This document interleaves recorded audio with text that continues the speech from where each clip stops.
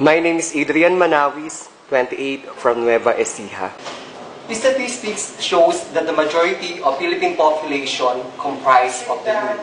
That is why the absence of Sangguniang Kabataan election last year made me think about that. Is there something wrong with the system? And it made me go back to what or how our Constitution recognizes the role of youth in nation building.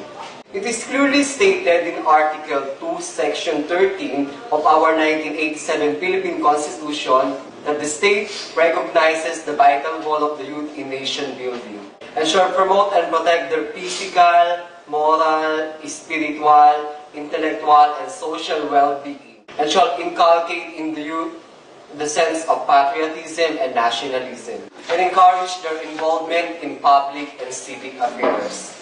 I believe that in order to satisfy such constitutional mandate, we do not need to abolish the Sangguniang Kabataan, but what we need is reformation.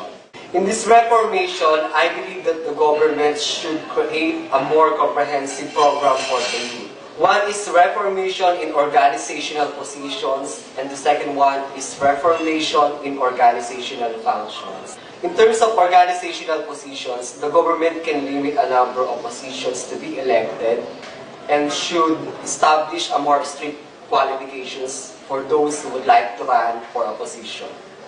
The second one is in terms of organizational function. The government must clearly categorize the functions of youth officials.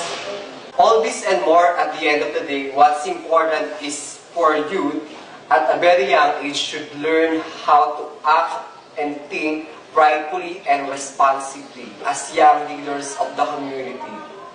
And they should not practice graft and corruption. That would be all. Thank you.